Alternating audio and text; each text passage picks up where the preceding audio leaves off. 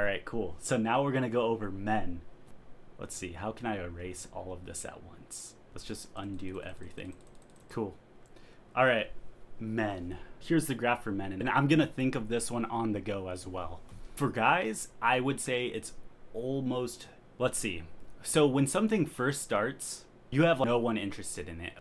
And you have an initial curve of people who are interested and they tell their friends, and then it would go like this basically.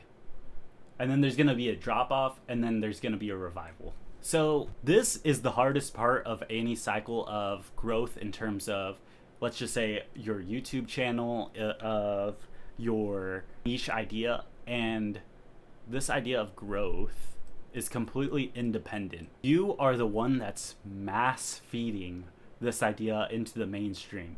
And you're going to go in completely blind and not know whether or not it's popular or it will take hold.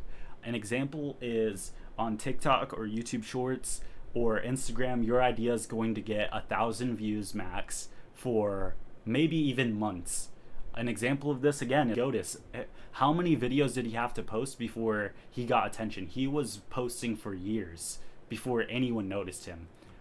And he's an extreme figure, and that's what this is going to do for any sort of niche idea. Now, as soon as he starts gaining traction and he has people that are starting to notice him, people start to join in on it's a trend. But the thing is that this is just a trend cycle. It's a little different for things that are extreme because there's a lot more pushback. An example is furries. That's not mainstream yet, but it's a trend. So what makes something mainstream, right? So maybe this area right here is where it's a trend, right? But once you have multiple people that are creating content over the same idea or person, it does skyrocket again.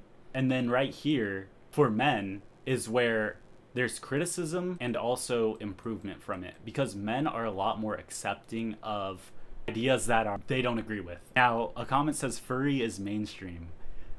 Not everyone I know is furry or associated with furries in a positive manner, but it is becoming that. I think that it still will become mainstream because on Instagram Reels and TikTok, it's so pushed out there that especially girls are starting to be like, oh, it's a cute thing.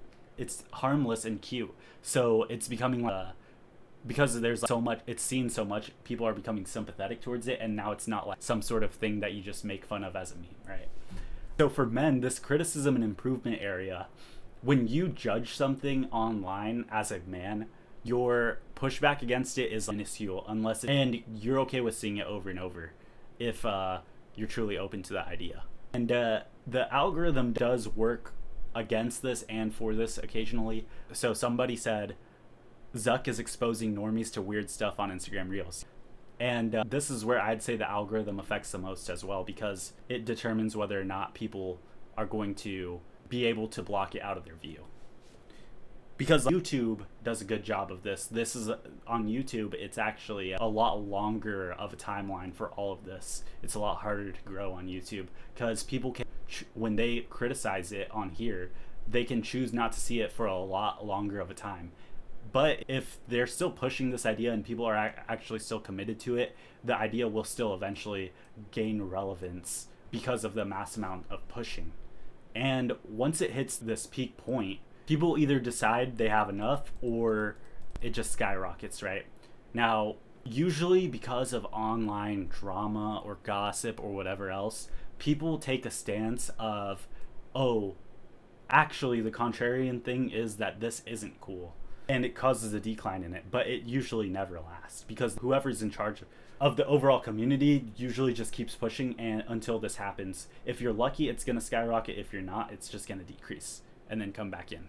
But so if you are someone that's wanting to push an idea, you can hope for this, and you can do it by, sorry, I'm just rearranging everything real quick.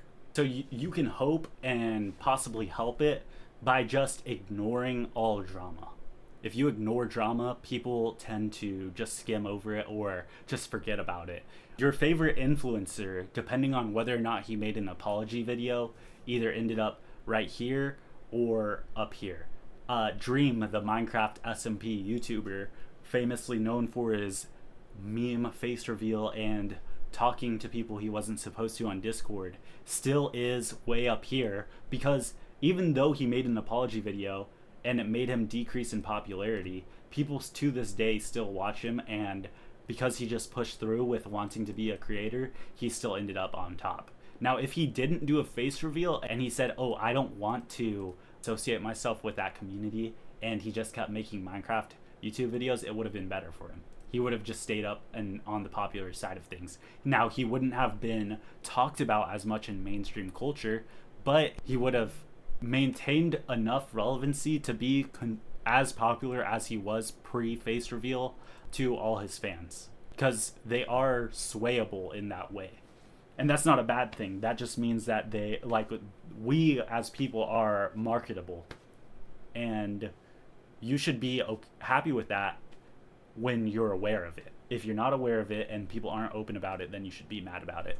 But so I would call the cycle of men in trends right now in niche communities and how to get them mainstream as well. And we already went over women. So if you're watching on YouTube, let me know your thoughts, comment, subscribe.